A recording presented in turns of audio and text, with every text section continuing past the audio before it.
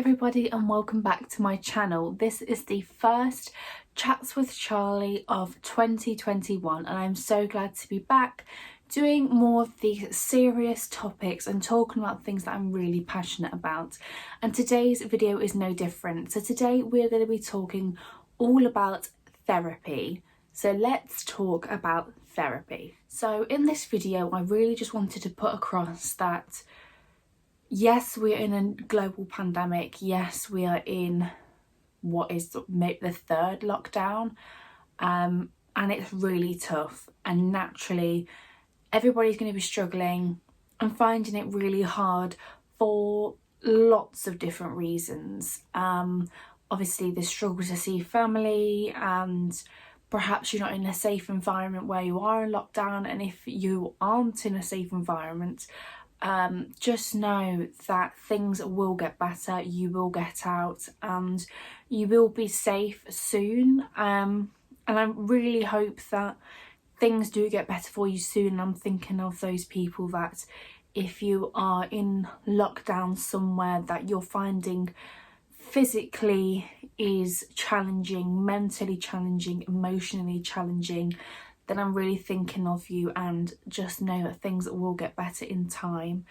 Today I wanted to talk about therapy, because I think therapy is something that is really still such a huge stigma and has such a huge taboo.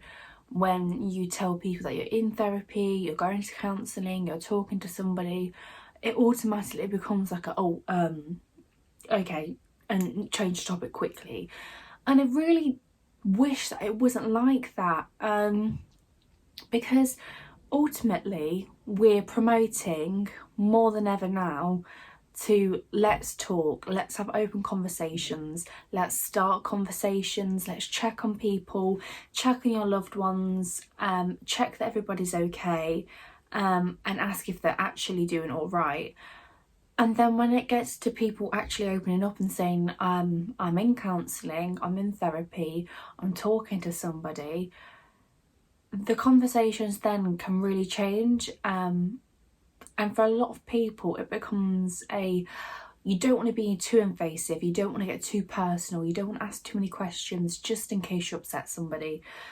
But really, all that you need to say to somebody when they say, oh, I'm actually in therapy, I'm in counselling right now, is that I hope whatever you're going through, you will get through it. I'm here if you need to talk to me, if you want to talk about it, and I'm really proud of you for taking that step. And that's not patronising saying that.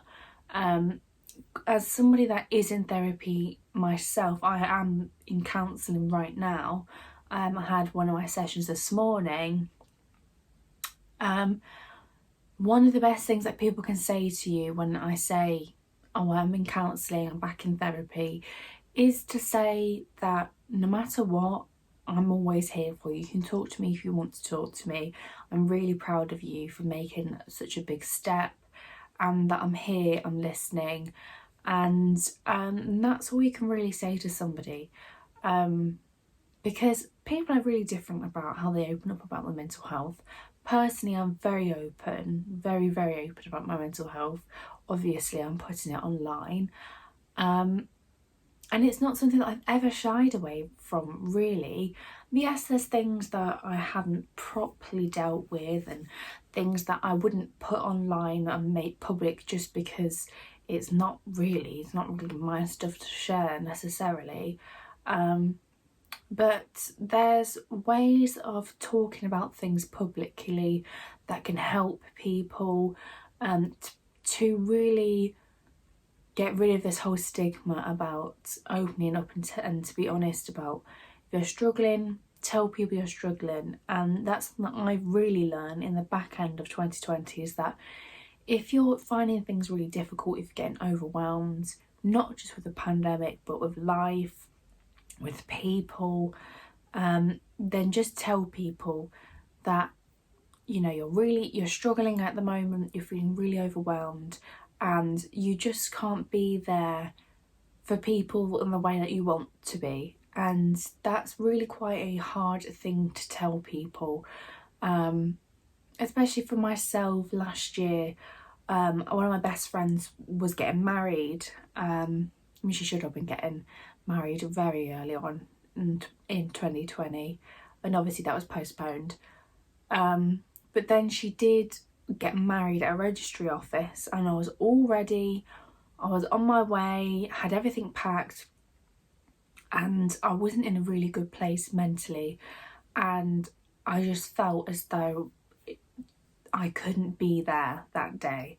And as hard as that decision was to make, and I was a bridesmaid at that wedding, and there was only 15 people going, it was really difficult to turn around and say, I'm really sorry, I can't make your big day. And you then get this paranoia kicking in.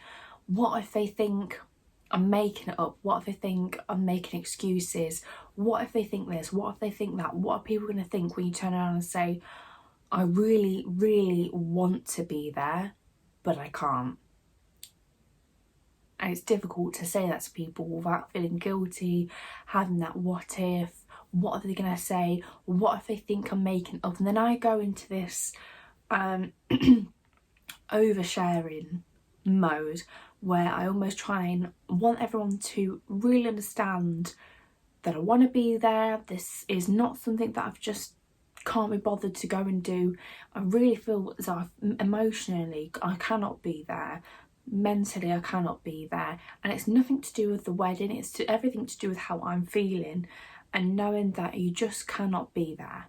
And a really good friend, and she was a really good friend, just said, you know, I hope you feel better soon, and we'll catch up another time, don't worry about it. But when you have these thoughts and you feel emotionally and mentally overwhelmed, you have to learn when to take a step back and set your boundaries and come to a point and say, realistically, I can't be there, I can't make this event, I can't do that, I can't speak to that person because it's too much for me. And to get to the stage where you actually say, I can't do it, I need to take a step back, is really big. And people that understand and love you and know you will know that, one, that's a huge step to take and it's a big thing to do, and two, they'll understand whatever it is, whether it's meant to be a Zoom call with friends, not as if we can actually go out with friends right now, you know, whatever it is that you're meant to be doing and you can't do because your mental health isn't in a place where you want it to be, they will understand that. A good friend, family members, even employers. A lot of employers now are really understanding about mental health, and yeah, I don't think it should ever be a stigma. That's why suicide rates are so high, especially in this time, because people are really struggling to open up and be honest with people about how they're feeling, especially men. And the suicide rates are just devastating, really, when you look at it, especially with men. They're so high, and that's because not all men, but some men really struggle to open up. And I'm one of those people, I like to talk about things to death. If I feel as though I've got something on my chest, something's bothering me, I need to talk about it to death until I feel like I've come up with some sort of way to get my head around it, or some solution, or, you know, I don't know whether that's a personal thing, because some people could be extremely private, and there's nothing wrong with wanting to be private and keep your business your business. I am private in a sense, like I'm not going to put on here air my dirty laundry, but I'm also a very open book with a lot of stuff, and especially mental health. Over the past couple of years, I have had to say to people, I can't make it, I've got counselling, or I'm not in the right place, or, you know, just be honest with people. And I think being honest with your friends and family, especially in this time, is so important. So for this video, I thought I've made a little mind map on my whiteboard of therapy, what it means to me, and just to stress the importance of opening up, being honest about your mental health, and really just within yourself addressing and acknowledging that if you're starting to dip, don't let yourself continue to just fall deeper and deeper into this big black hole that you really cannot get out of. Acknowledge that you're sliding, you're dipping, and what are you going to do about it if you can do something about it? And for me, therapy or counselling or whatever, however you call it, is my way of dealing with my mental health, with my emotions, with my seasonal affective disorder. So obviously, I spoke about this many times on my channel before. I do suffer with, whether you call it seasonal affective disorder, SAD, SAD, winter depression, however you call it. I've suffered with that for a number of years, and it's not really until the past couple of years that I've actually done something about it and sought therapy, sought counselling. And it was this year that I made, or last year was the point where I thought, I think I need to be in some sort of longer term therapy to really understand why I slip, to put into place my self-care practices. So throughout the year, when I can feel myself dipping a little bit, I've got practices, I've got techniques and things that I know work for me, and ways that I can quickly go from that back up, as opposed to going down, down, down, and then flatlining and not knowing how to get out of that horrible place. So this video will be mainly about talking counselling and about therapy, because like I said, that's what works for me, and this is what it means to me. So firstly, I wanted to say a lot of people in 2021 are going to be talking about getting physically fit in lockdown. They want to improve their physical body, they want to get stronger, but what matters the most, to me anyway, is to mentally get fit, mentally be strong, mentally be in the best shape of my life. Because whilst going through a global pandemic for almost a year, I think being mentally fit and mentally strong is way more important than being physically fit, physically strong, because the two are definitely linked.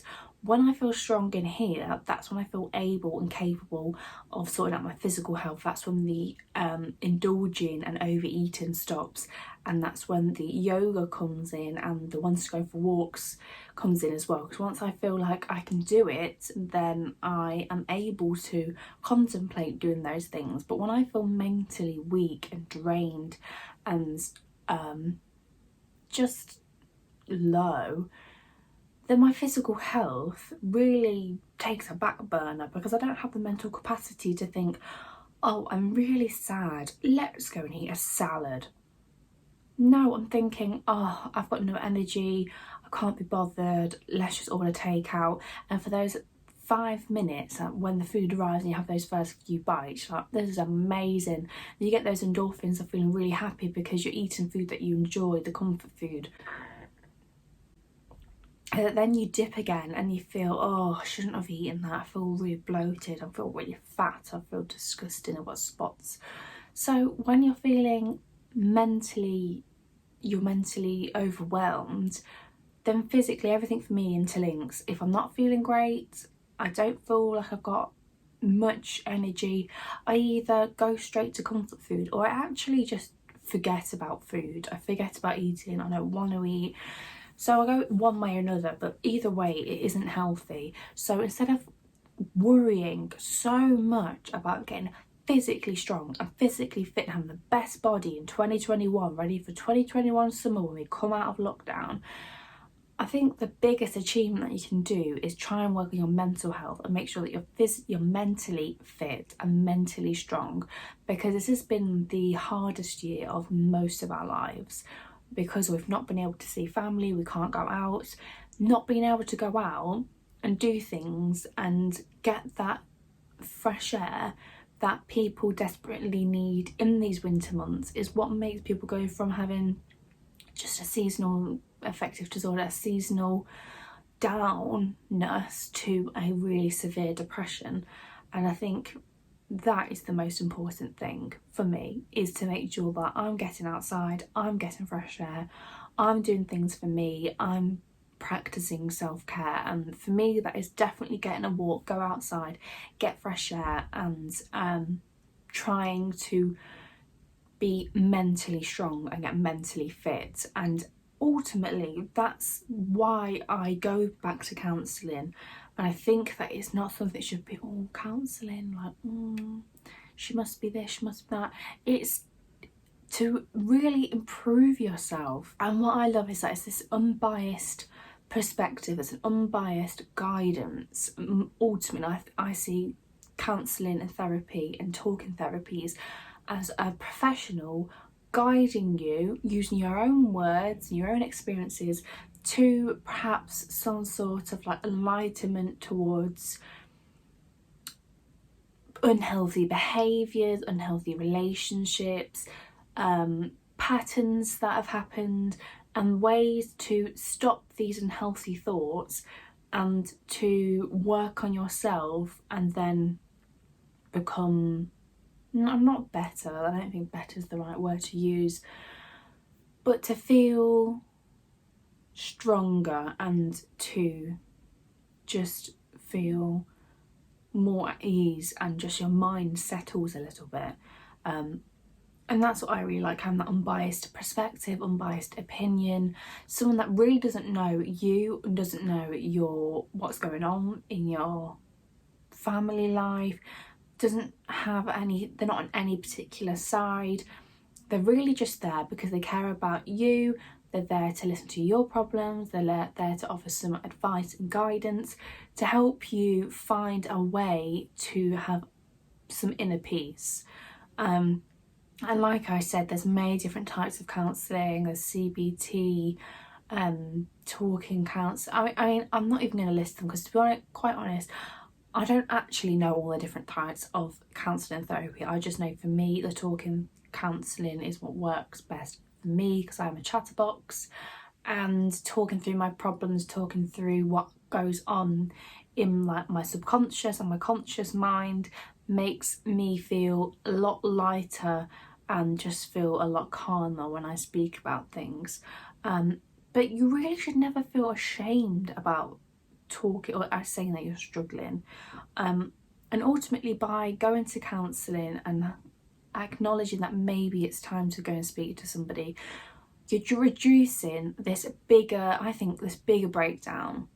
Because as soon as you let things keep ticking on, and you don't do anything about it, eventually you're going to get to a point where you just explode, and you're just going to have this moment of, I can't do it anymore. You don't want to get to that point where you feel like you can't carry on, you can't do it. You don't want to get to a point where something happens, something big happens that makes you think, oh my god, where do I go from here? You want to be at a point where you think, I'm struggling, maybe I need to talk to, as soon as you think maybe I need to talk to somebody, the chances are you can only benefit from it. I can't see any negative of even just having an initial assessment or the first session with somebody and just seeing, does it help? Are they the right fit for you? Is it the right type of counselling for you? Is it going to benefit you in any way? I don't think there's any negative that will come from just seeing if it's for you, and to try and reduce that chance of having that big explosion later on. Because once you get to that point, a lot of the damage is done.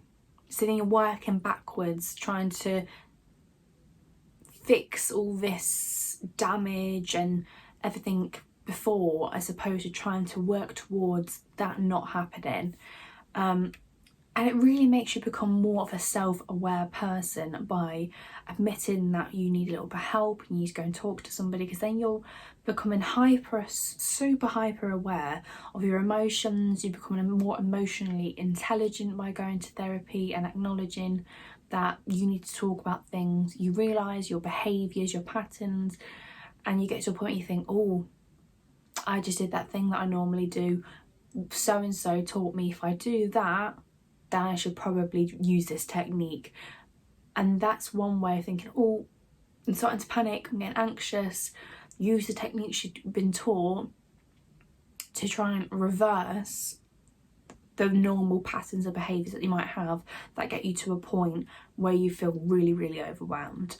And ultimately, I think by going to counselling and talking about things, I think it makes me a better listener by doing that, because when someone sits down and says to me that they are struggling, I know, because I've been on the reverse side of that and said to people that I'm struggling, how I want someone to sort of react. So when someone comes to me, whether it's a friend, a family member, my boyfriend, and says I'm really struggling with this or with that, I think it makes me a better listener, because I can sit there and either say nothing and just be a shoulder to cry on off of some of my personal advice. Most of the time though, when people are struggling, I always say, have you thought about going to counselling? Have you thought about talking to somebody about it? Because I really am such a huge believer in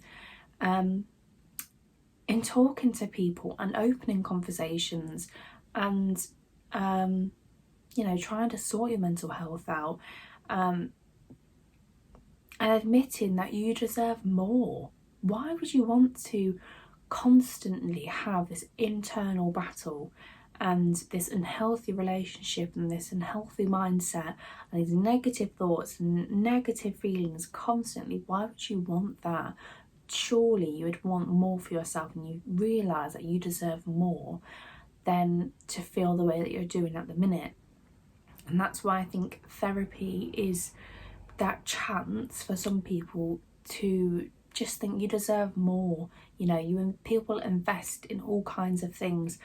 People invest in materialistic things, clothes, holidays, takeouts, jewellery, shoes, to really, for a really short amount of time, it makes you feel better.